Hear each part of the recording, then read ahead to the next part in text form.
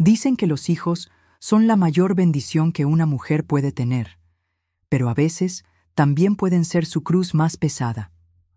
Hola, mi nombre es Vicenta Gallardo, tengo 78 años y nací aquí mismo, en San Luis Potosí. Hoy quiero abrirles mi corazón y contarles la historia más dolorosa de mi vida. No lo hago por rencor ni por venganza, sino porque necesito soltar todo lo que me he guardado por años. Y porque tal vez, solo tal vez, alguien allá afuera escuche mi voz y evite vivir lo que yo viví. Si estás viendo este video, por favor, regálame un me gusta, deja un comentario y suscríbete al canal.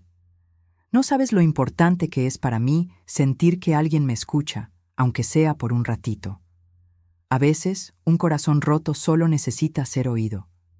Mi historia comienza aquí, en este cuartito prestado donde vivo ahora.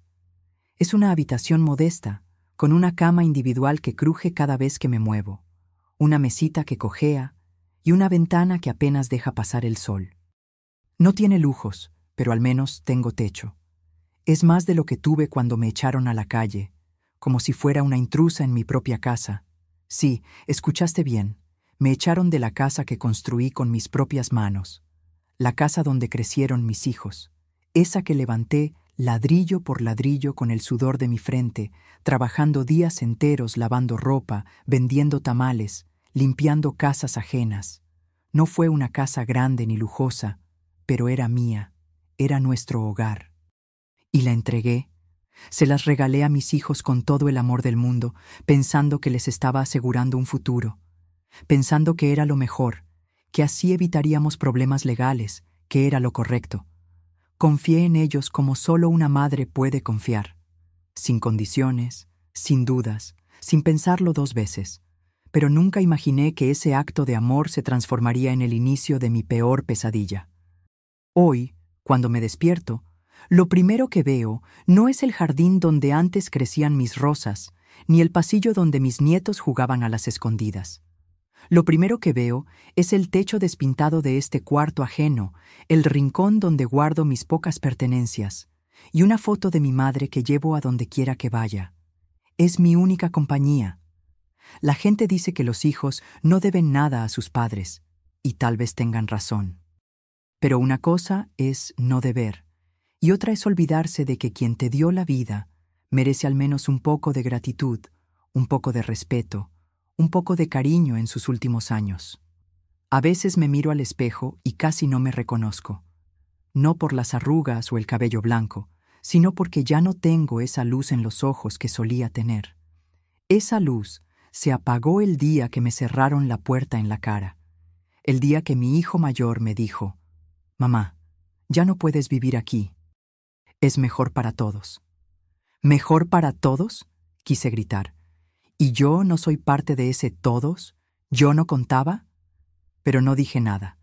Bajé la cabeza, recogí mis cosas, 2 bolsas con ropa, una cobija, mis medicinas, y me fui. Caminé sin rumbo, con los ojos llenos de lágrimas, con el corazón hecho trizas.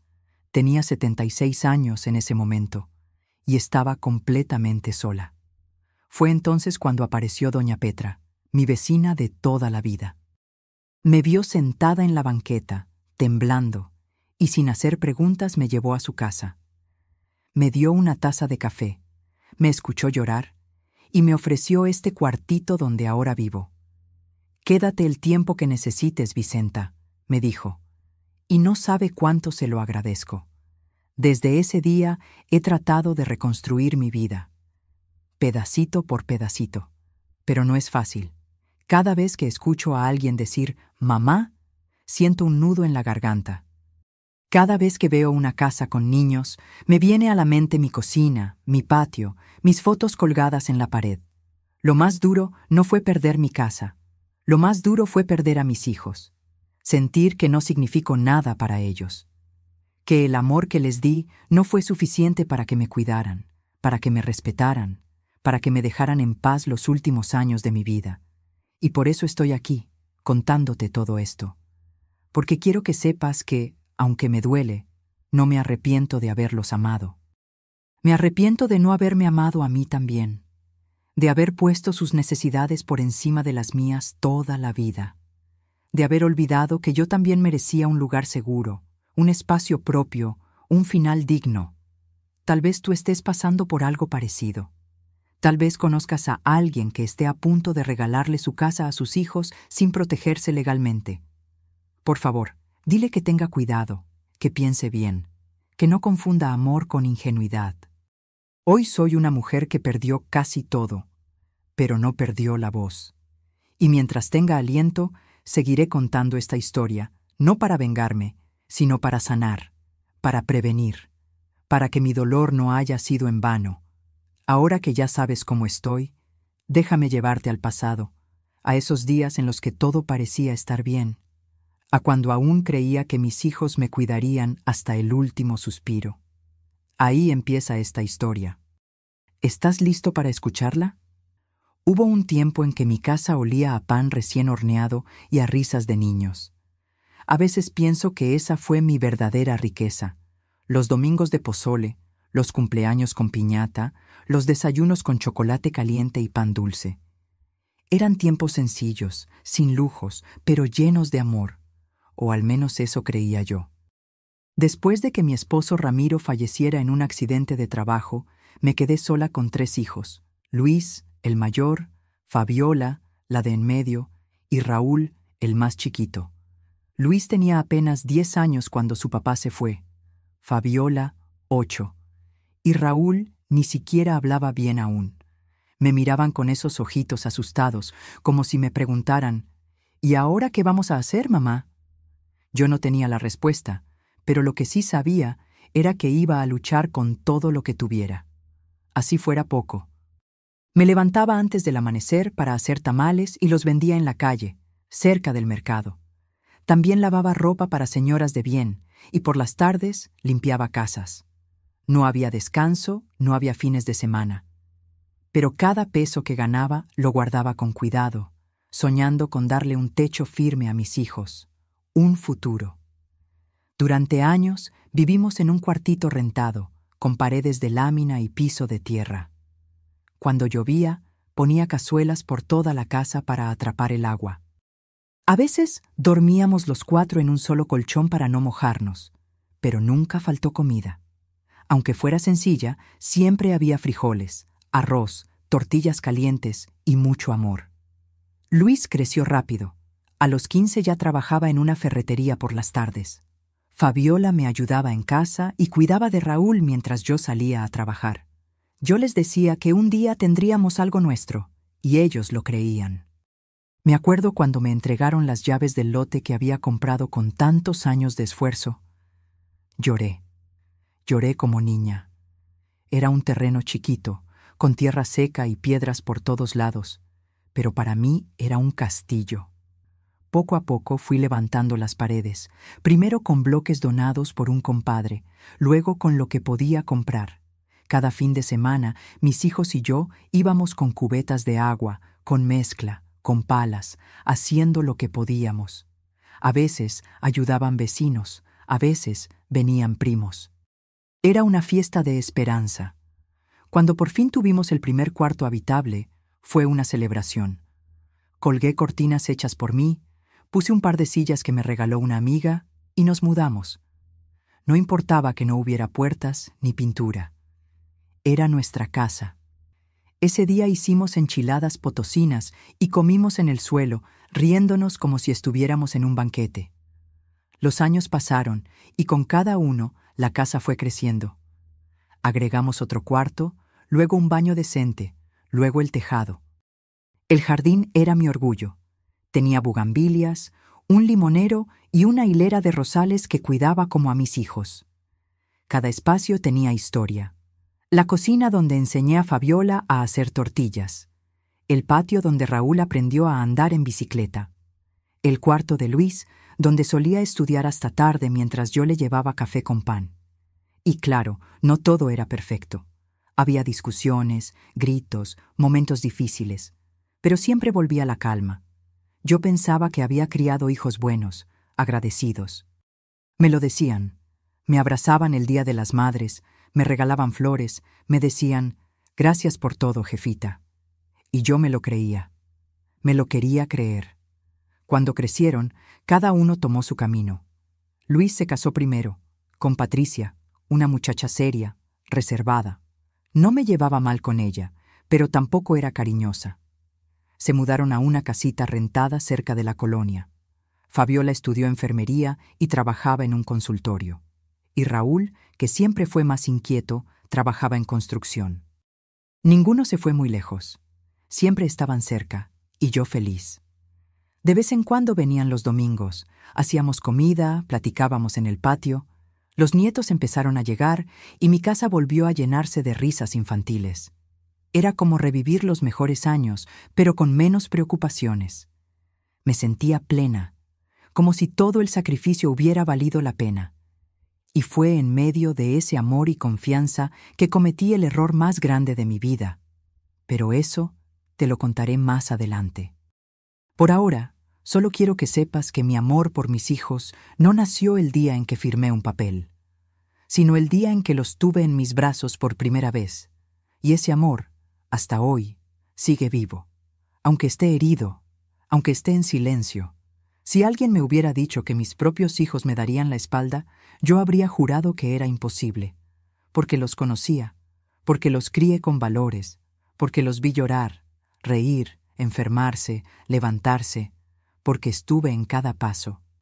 Pero la vida y la gente te sorprenden justo cuando menos lo esperas.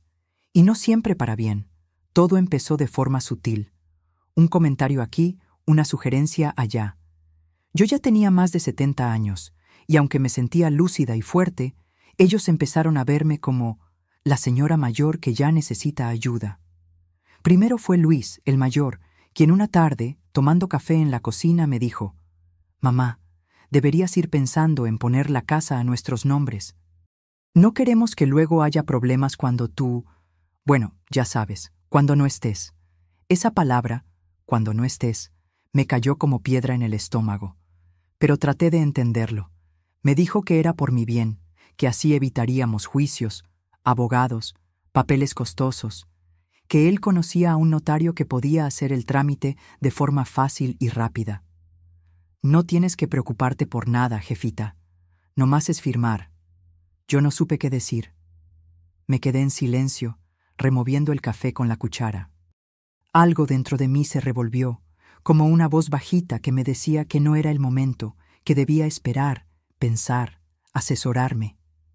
Pero también estaba esa otra voz, la de madre confiada, la que decía: «Son tus hijos, ¿qué podrían hacerte?». Pasaron unos días. Luego fue Fabiola quien me lo mencionó, que era mejor tener todo en regla, que ella lo había hablado con su esposo y que todos estaban de acuerdo en que era lo mejor. Me repitieron 1000 veces que nada cambiaría, que yo seguiría viviendo ahí, que solo era un trámite. «Queremos cuidarte, mamá», me dijo Fabiola con su tono dulce, pero firme. «No queremos que nadie más se aproveche de ti».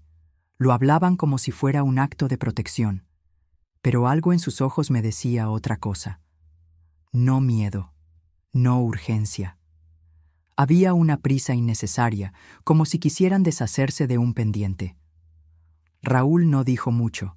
Él siempre fue más callado. Pero cuando le pregunté si él también pensaba que era buena idea, solo bajó la cabeza y dijo: «Es lo mejor, mamá». Y ahí estaba yo, sola, confundida, con una mezcla de amor, miedo y cansancio.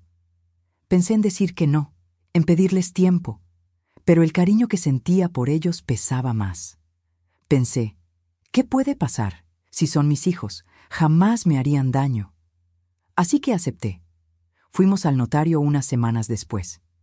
Me sentí fuera de lugar, como si no perteneciera a ese escritorio con tantos papeles fríos. Firmé sin entender del todo lo que decía cada hoja. Luis y Fabiola sonrieron, agradecieron al notario y me abrazaron. «Ahora sí, mamá, todo está bien». Pero no estaba bien. No lo supe ese día. Lo supe después.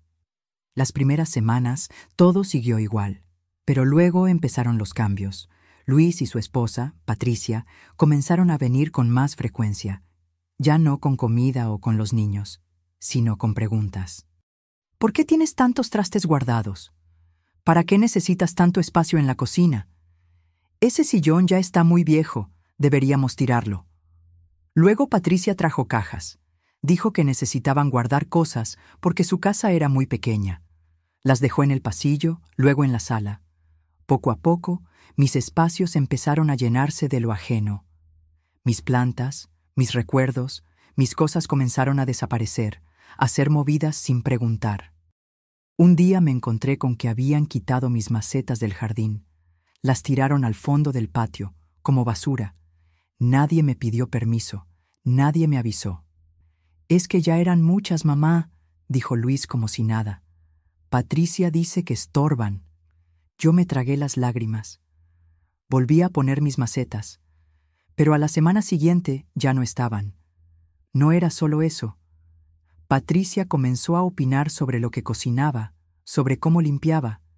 Me decía que estaba muy mayor para esas cosas, que debía descansar, que dejara que ella organizara la casa.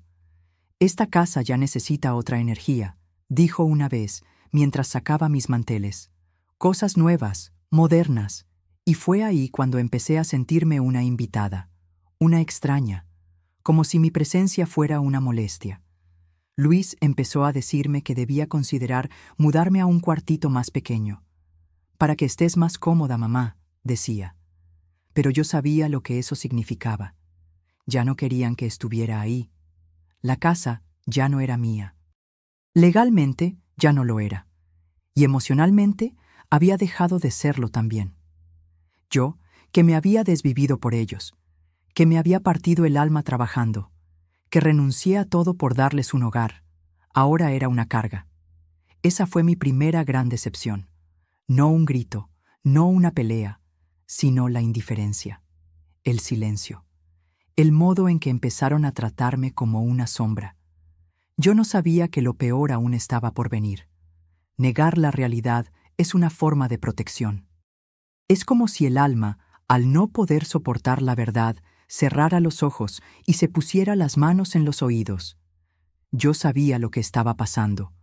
Lo sentía en el cuerpo, en el silencio incómodo de mis hijos, en las miradas esquivas, en la forma en que evitaban abrazarme como antes. Pero preferí no verlo. Durante meses me convencí a mí misma de que todo estaba bien, que los cambios eran normales, que Patricia solo quería ayudar, que Luis tenía buenas intenciones, que Fabiola estaba ocupada y no podía visitarme tanto, que Raúl, aunque ya casi no venía, seguro tenía problemas del trabajo. Me aferraba a cualquier excusa, a cualquier argumento, con tal de no aceptar que mi familia ya no era lo que fue. Me levantaba cada mañana y me obligaba a sonreír. Preparaba el café como siempre, barría el patio aunque ya nadie me dijera «gracias», y regaba las plantas que aún me quedaban, aunque Patricia hubiera quitado la mayoría. Ponía mi música bajita, esas canciones rancheras que tanto me gustan, pero ahora ya no las cantaba. Solo las oía de fondo, como quien recuerda algo que ya no le pertenece. El cuarto que antes era mi refugio, poco a poco fue reducido a un rincón. Me sugirieron que sacara algunas cosas para hacer espacio. Mis álbumes de fotos terminaron en una caja guardada en el closet, junto con mis libros y las cartas de mi esposo Ramiro. Cuando pregunté por qué, Patricia dijo: «Es que los niños necesitan lugar para sus juguetes, suegra. Usted casi no usa esas cosas». ¿Y yo?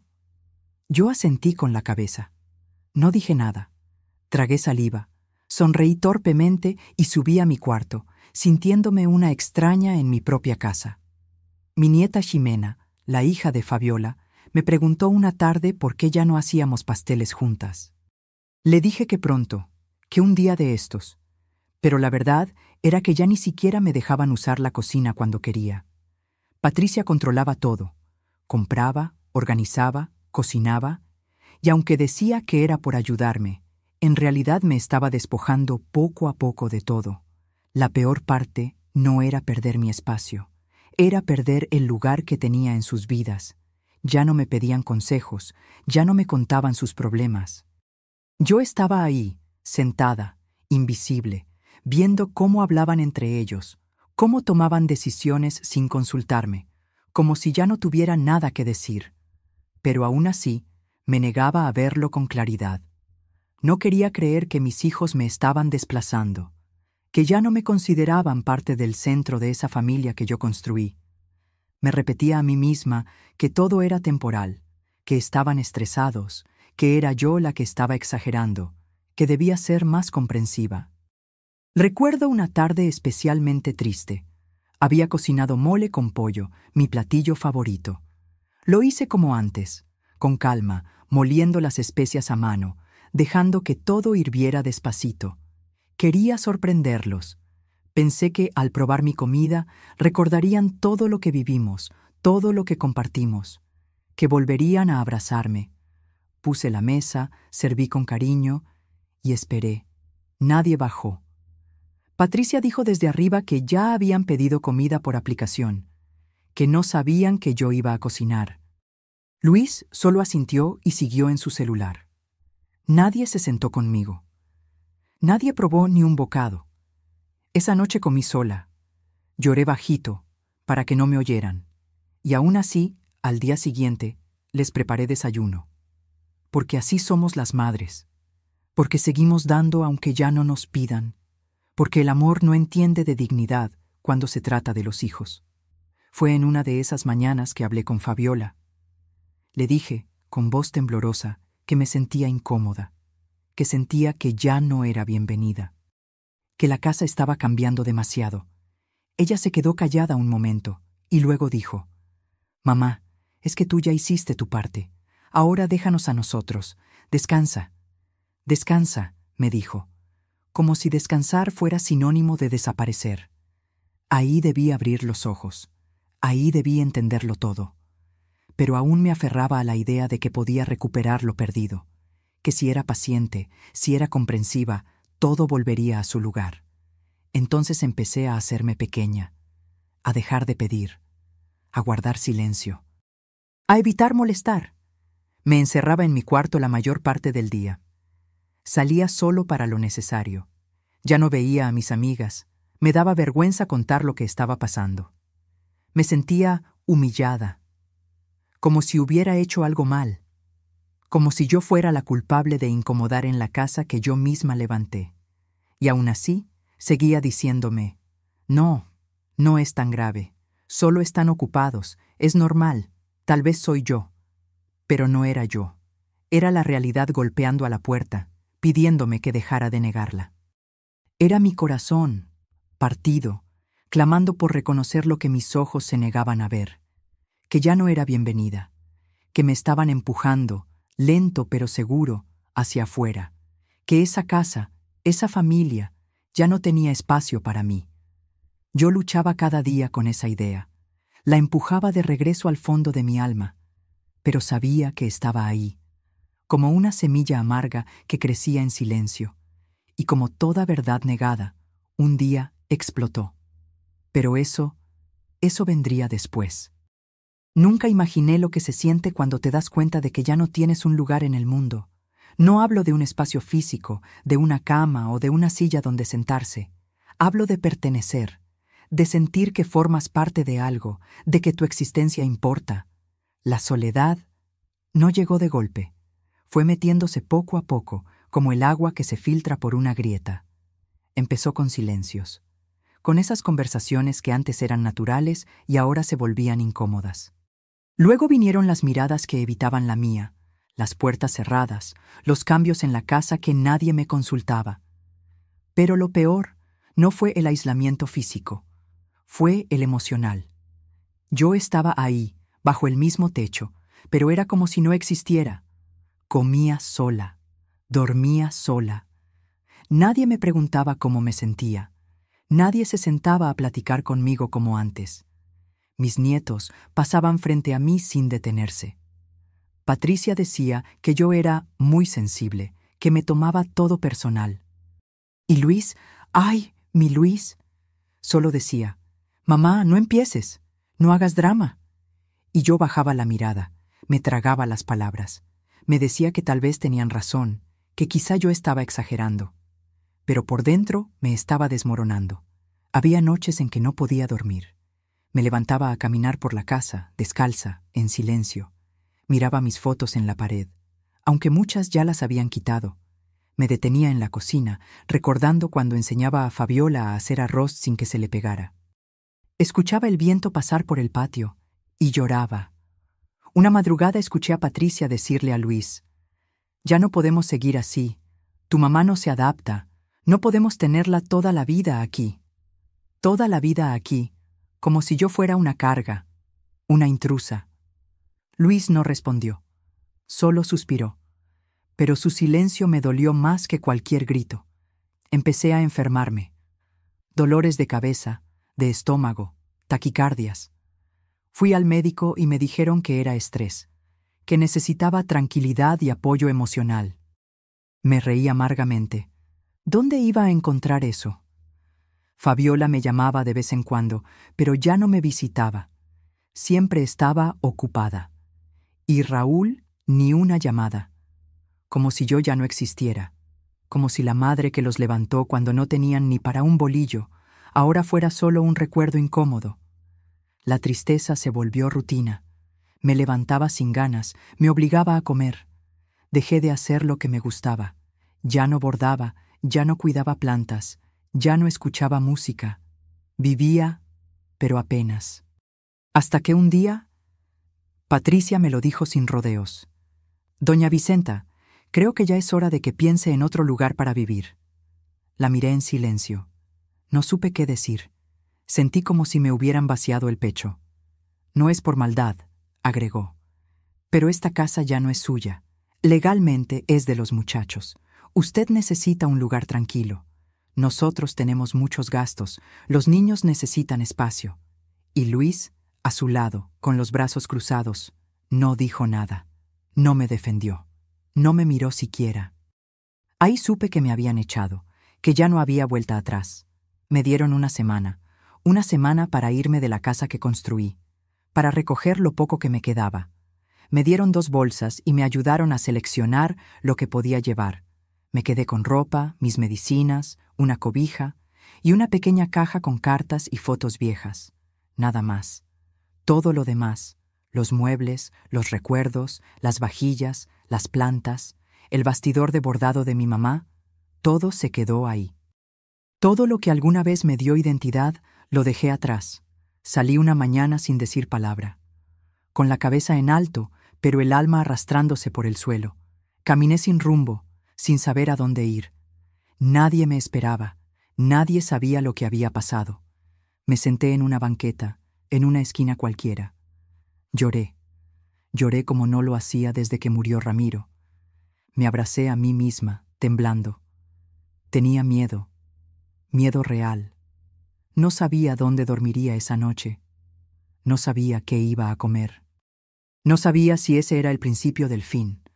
Fue entonces cuando apareció doña Petra, mi vecina de toda la vida. Me vio y se detuvo en seco. «Vicenta, ¿qué haces aquí? ¿Estás bien?» No pude contestarle. Solo bajé la cabeza. Ella no preguntó más. Me llevó a su casa. Me preparó un café con pan, me escuchó, y cuando terminé de hablar me dijo: «Te puedes quedar en el cuartito del fondo, el que era de mi hijo. No es mucho, pero es tuyo si lo necesitas». Ahí supe que aún había bondad en el mundo. Que, aunque mis hijos me habían dado la espalda, aún había alguien que me tendía la mano. Y así empezó mi nueva vida. Una vida solitaria, con más silencio que palabras, pero con algo de dignidad. Porque aunque me dolía, al menos ahora ya no fingía, ya no me negaba a la verdad. Ahora era libre, libre en la pobreza, en la tristeza, pero también en la verdad. Cuando una mujer llega a la vejez, se supone que debe tener paz. Que después de toda una vida de trabajo, sacrificios y desvelos, lo justo sería descansar, disfrutar de sus nietos, cuidar sus plantas, tomarse el cafecito al sol cada mañana. Pero a mí me tocó empezar de nuevo, desde la nada. Y sin embargo, en medio de tanto dolor, de tanto abandono, algo pequeño, casi invisible, comenzó a encenderse dentro de mí. Una chispa. El primer día que desperté en el cuartito de doña Petra, me sentí una extraña. Las paredes eran de color mostaza. Había una cama de fierro rechinante, una mesa de madera vieja y una silla coja, pero estaba limpia, ordenada, y sobre la cama había una toalla doblada con una flor encima. Ese gesto, tan sencillo, me hizo llorar. Doña Petra me trató como si yo fuera de su familia. Me preparaba café cada mañana, me dejaba pan dulce sobre la mesa. No me preguntaba demasiado, pero me escuchaba. Me ofrecía compañía sin invadir, y su sola presencia me calmaba. «No estás sola, Vicenta», me dijo una tarde, sentadas bajo el tejabán. «Yo también crié hijos, y también me fallaron». Sus palabras me sorprendieron. Pensé que yo era la única, que mi historia era una excepción, una vergüenza.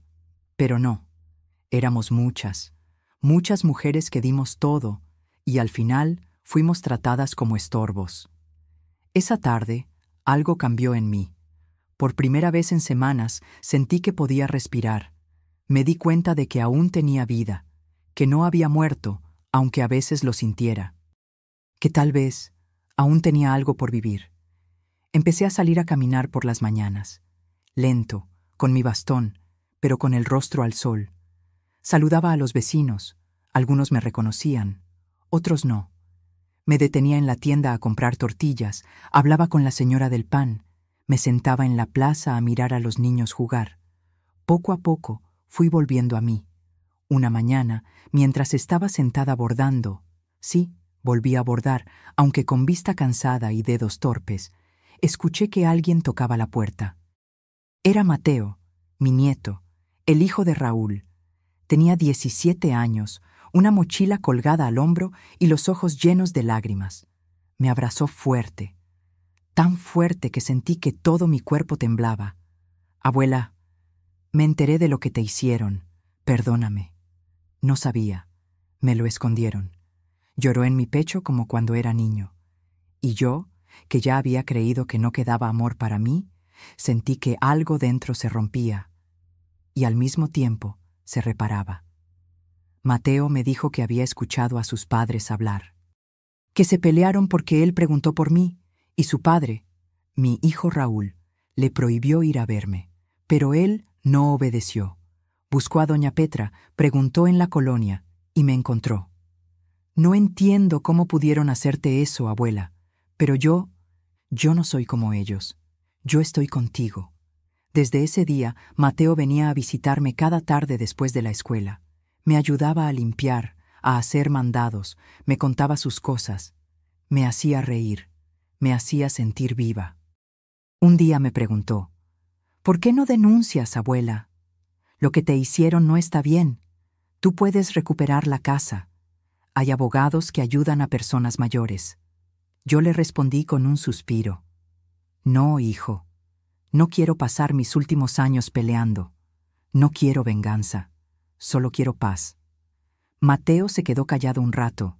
Luego dijo, «Entonces déjame cuidarte, aunque sea yo solo». Y así fue. Mi nieto, ese muchacho con alma de gigante, se convirtió en mi rayo de esperanza. Juntaba lo que podía de sus trabajos de medio tiempo. Me compró una silla más cómoda, me trajo un teléfono nuevo, y poco a poco fue arreglando el cuartito de doña Petra. Pintó las paredes de celeste, me colgó unas repisas, hasta me hizo un pequeño jardín con macetas recicladas. Una tarde me dijo, «Cuando termine la prepa, quiero trabajar y ahorrar para hacerte una casita propia. Pequeña, pero tuya, para que nunca más te saquen de ningún lado». Yo no pude contener las lágrimas. «No necesitas darme nada, hijo. Tu amor ya lo es todo para mí». Pero él insistió, y entonces lo entendí. Mateo no solo me estaba devolviendo el cariño, me estaba sanando, me estaba enseñando que aún había futuro, aunque no fuera como yo lo imaginé. Porque a veces, los hijos que una cría con todo el alma, te fallan, pero la vida, con su extraña forma de equilibrar las cosas, te da otros hijos. Hijos del corazón. Yo decidí entonces no volver a suplicar amor, no buscar explicaciones, no tocar puertas que ya se cerraron, Mi decisión fue vivir en paz, agradecer por cada día y disfrutar de lo poco, pero valioso, que aún tenía. Mateo era mi nueva familia, y con eso me bastaba. Toda mi vida evité el conflicto. Siempre preferí callar antes que herir. Me enseñaron desde niña que las madres deben soportar, que el silencio es señal de sabiduría, que gritar o reclamar es de gente malagradecida. Por eso, cuando mis hijos me echaron, no levanté la voz, no lloré frente a ellos. No supliqué. Me tragué todo. Pero el alma también tiene un límite.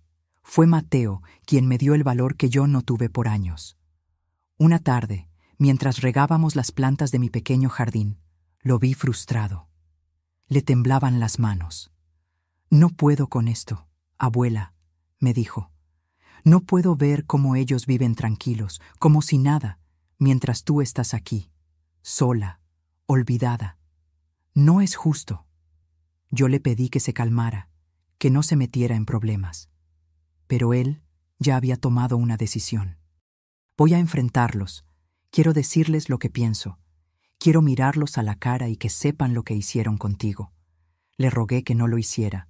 Le dije que no valía la pena, que ya estaba grande, que solo quería paz. Pero Mateo no cedió. Una semana después, vino a buscarme muy temprano. Traía una mochila, el rostro serio y una mirada decidida. «Vamos, abuela, solo quiero que vengas conmigo. No vas a decir nada si no quieres. Solo escúchame. Confía en mí». No pude negarme. Fuimos caminando hasta la casa que fue mía, que yo construí, esa que ahora era ajena, incluso hostil. Mis piernas temblaban. Sentí un nudo en la garganta. No sabía qué decir, qué esperar.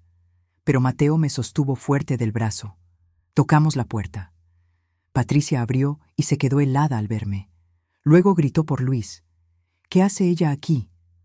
Luis salió de la sala, con una taza de café en la mano. Cuando me vio, frunció el ceño. Pero antes de que pudiera decir algo, Mateo habló. «Esta es la casa de mi abuela, y ustedes la sacaron como a una extraña. ¿Qué clase de personas hacen eso con su madre?» Luis dejó la taza sobre la mesa. Miró a su hijo, luego a mí. «No vengas con sermones, Mateo. No sabes todo lo que pasó». «Claro que lo sé», gritó Mateo, con los ojos llenos de lágrimas. «Sé que ella les dio todo, que les regaló esta casa, que firmó por ustedes porque confiaba. ¿Y así le pagan?» Patricia intentó intervenir, pero Mateo la ignoró. «¿Dónde están sus fotos, sus plantas, sus cosas? ¿Dónde quedó el respeto?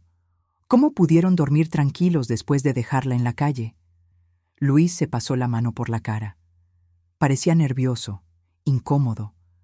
No esperaba enfrentarse con su propio hijo. «No lo entiendes. No fue fácil. Estábamos en una situación difícil».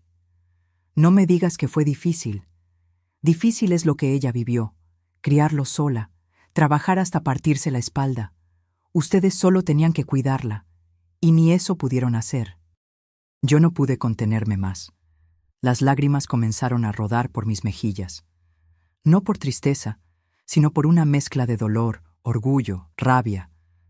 «Solo quería estar con ustedes», dije en voz baja. «Solo quería sentirme parte de algo. No necesitaba lujos, solo amor». Luis bajó la mirada. No dijo nada. «Ya no quiero nada de esta casa», continué. «No quiero papeles, ni muebles, ni explicaciones. Solo quería decirles que me duele y que, aunque me rompieron el corazón, ya no les guardo rencor». «Abuela», dijo Mateo abrazándome. Luis se quedó inmóvil. No pidió perdón. No me abrazó. Patricia me dio la espalda y se metió a la cocina. Ahí entendí que no debía esperar nada más, que ese momento no era para reconciliación, era para liberación. «Vamos, hijo», le dije a Mateo. «Ya no tenemos nada que hacer aquí». Salimos caminando despacio. El aire me sabía distinto, como si, por primera vez en años, pudiera respirar sin ese peso en el pecho. No gané nada material ese día, pero gané algo mucho más valioso, la certeza de que ya no tenía que callar. que ya no estaba sola, que mi voz, aunque temblorosa, aún tenía fuerza.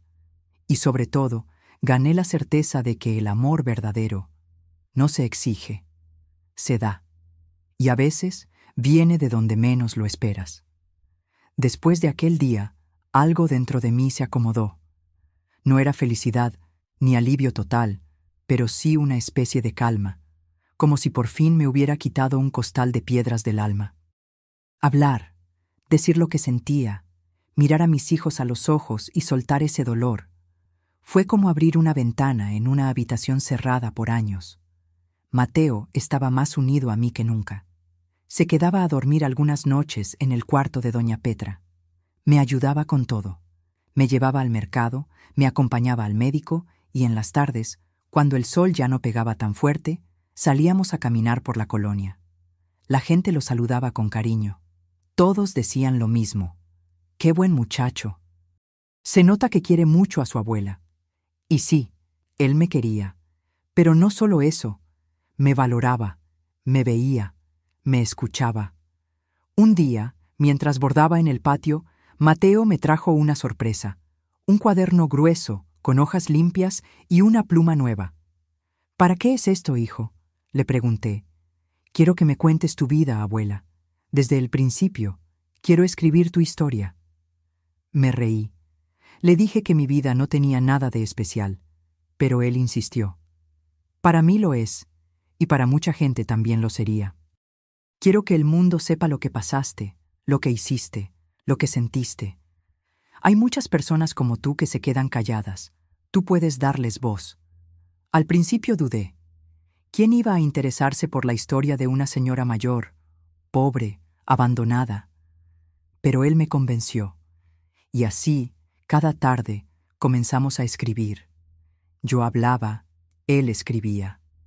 A veces llorábamos, a veces reíamos, recordábamos a mi esposo, a mis padres, a los juegos de mis hijos cuando eran niños.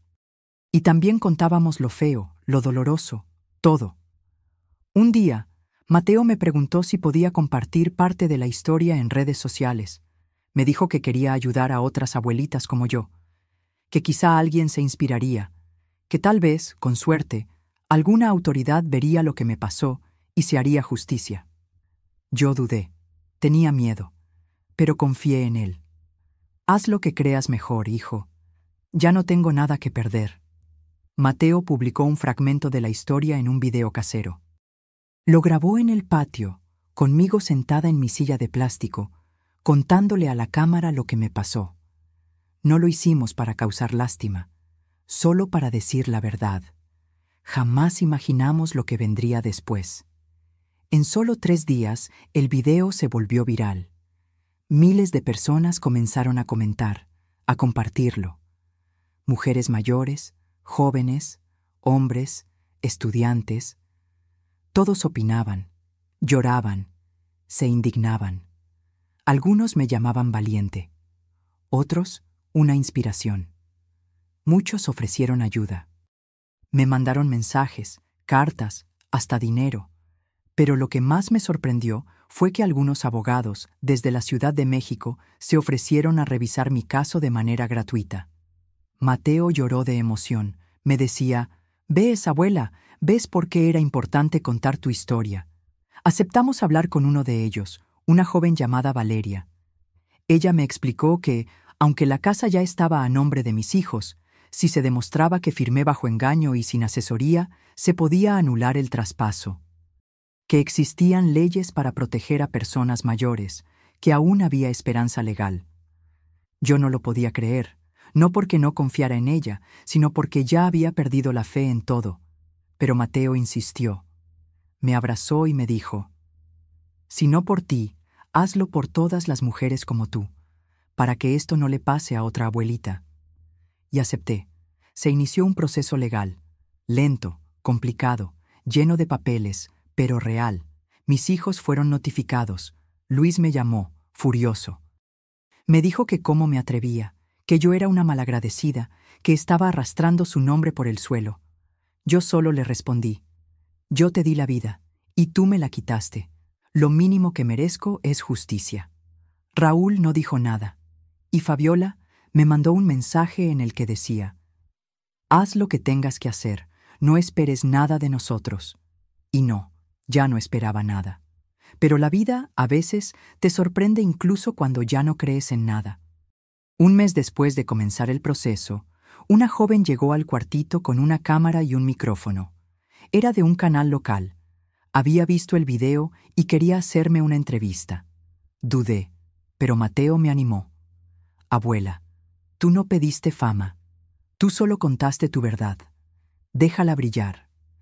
La entrevista salió al aire y causó aún más revuelo, más apoyo, más indignación. Y entonces algo inesperado pasó. Mi hermana menor, Estela, a quien no veía hace más de 20 años, me buscó. Había visto todo por internet. Me mandó un mensaje, luego una llamada. Me pidió perdón por la distancia, por no haber estado. Me dijo que quería verme, abrazarme. Nos encontramos en la plaza del centro. Cuando la vi venir, con su cabello ya canoso, sus manos temblorosas, la reconocí al instante. Lloramos como niñas, nos abrazamos largo, fuerte. Perdóname, Vicenta, me dijo. Yo también fui madre, yo también me equivoqué, pero tú no merecías esto. Ese día entendí algo.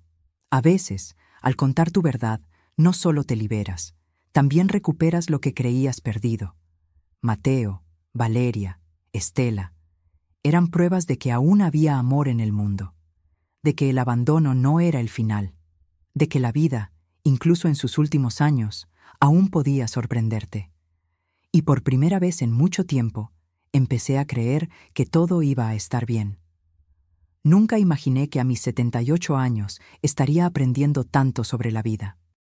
Uno pensaría que después de criar hijos, trabajar toda una existencia, perder un esposo y empezar de cero, ya no quedan lecciones por descubrir. Pero no. La vida siempre tiene algo más que enseñarte. A veces con amor, a veces con dolor. Y en mi caso, fue con las dos cosas al mismo tiempo.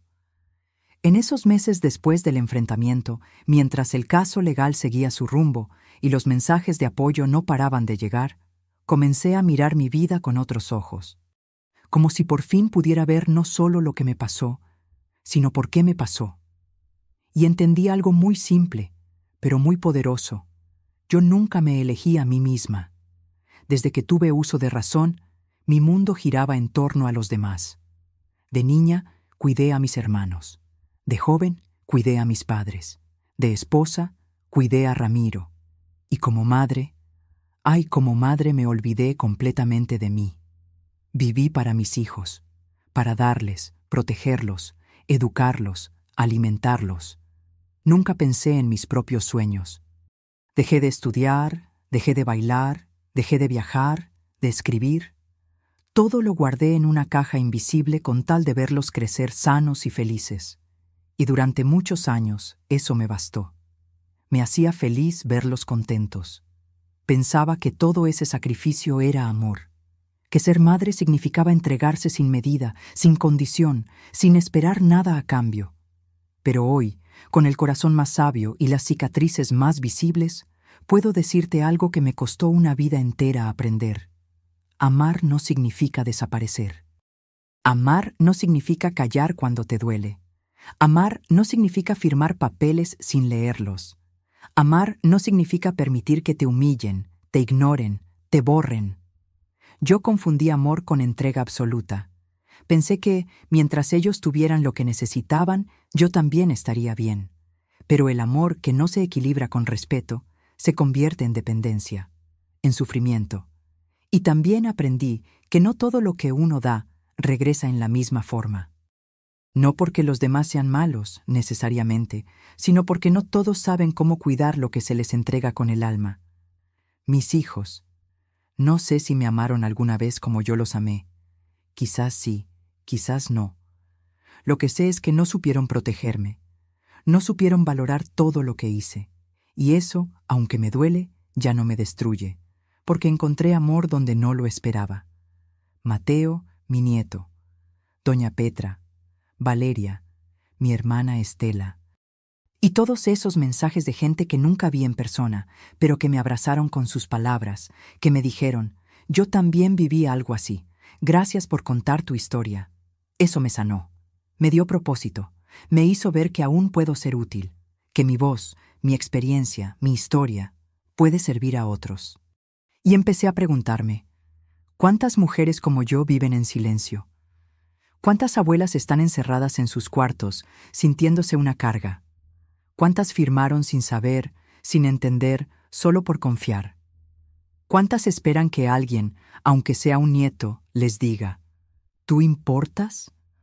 Por eso ya no me callo, porque entendí que, aunque tenga 78 años, aún tengo derecho a decir, basta, a poner límites, a pedir respeto, a llorar lo que perdí, pero también a celebrar lo que encontré. Y encontré una nueva forma de ver la vida. Ya no espero llamadas de mis hijos. Ya no miro por la ventana imaginando que vendrán con flores o disculpas. Ya no guardo ese lugar en la mesa para ellos, porque ese lugar ya lo ocupa quien sí me quiere. Ahora cuando me siento a comer, lo hago con gratitud. Cuando bordo, lo hago con alegría. Cuando camino por la plaza, lo hago con orgullo. Porque sobreviví, porque sigo aquí, porque, aunque me abandonaron, yo no me abandoné más. Y eso, querida gente que me escucha, es lo más importante. Si tú estás pasando por algo parecido, si sientes que diste todo y te dejaron con las manos vacías, quiero decirte algo con todo mi corazón. Tú no estás sola. Tu vida vale, tu historia importa y mereces paz. Quizás no podamos cambiar el pasado, ni obligar a otros a amarnos como merecemos. Pero sí podemos decidir qué hacemos con lo que nos queda. Sí podemos reconstruirnos, aunque sea despacito. Sí podemos encontrar un nuevo propósito, incluso a los 78 años. Yo elegí contar mi verdad. Y eso me liberó. Hay cicatrices que no se ven, pero que duelen cada día. Y aunque la herida que mis hijos me dejaron no sangra por fuera, a veces, en las noches, aún la siento arder por dentro. Pero aprendí a convivir con ese dolor, no como un castigo, sino como una señal de que sigo viva. Hoy me miro en el espejo y ya no me veo como la mujer que fue echada de su propia casa. Me veo como una mujer que sobrevivió a la traición, que renació desde lo más hondo del abandono y que encontró fuerza donde pensaba que ya no había nada. Una mujer que, a pesar de la edad, del cansancio y de las lágrimas, decidió vivir en paz. Porque sí, vivir es una decisión. No basta con respirar. Uno tiene que elegir levantarse, sonreír, creer que todavía hay algo bueno por venir. Y aunque a mis 78 años ya no espero grandes cosas, me basta con lo pequeño. Un día sin dolor, una tarde de sol, una conversación honesta, una sonrisa sincera. Desde que todo esto sucedió, he aprendido que el perdón no es un regalo que se le da a los demás, sino un regalo que una se da a sí misma. Perdonar no significa justificar lo que me hicieron, significa liberarme del peso de seguir esperando que cambien, que se arrepientan, que vuelvan. Yo ya no espero eso. No espero que Luis venga a pedirme perdón. No espero que Fabiola me abrace como antes. No espero que Raúl me mire sin culpa. Ya no tengo lugar en sus casas, ni en sus mesas, ni en sus fiestas. Pero eso está bien, porque encontré un lugar donde sí me quieren, donde no soy una carga, ni un estorbo, ni una anciana incómoda, donde soy simplemente yo. Ese lugar es este cuartito humilde que me ofreció doña Petra con tanto cariño. Estas paredes que ahora tienen mis colores, mis fotos, mis recuerdos. Este jardín pequeño que Mateo me ayudó a sembrar con macetas recicladas y tierra robada del monte. Este patio donde vuelvo a bordar, donde cocino con gusto, donde a veces canto bajito mis rancheras favoritas. Y sobre todo, ese lugar es Mateo, mi nieto, mi luz. Ese muchacho que, sin tener ninguna obligación, me dio lo que mis hijos no pudieron: presencia, respeto y amor verdadero. Él me recordó quién soy. Me hizo volver a contar mi historia con orgullo, no con vergüenza. Me ayudó a escribir cada página, a mirar mi pasado con otros ojos, a honrar cada sacrificio que hice. Porque todo valió la pena, aunque el final no fuera como yo esperaba. Mateo me llama su guerrera. Dice que soy su ejemplo, su inspiración, y yo le creo. Porque si algo aprendí de todo esto, es que una mujer como yo, que se cae, que se rompe, pero que se levanta y sigue, es mucho más fuerte de lo que el mundo cree. No necesito volver a esa casa.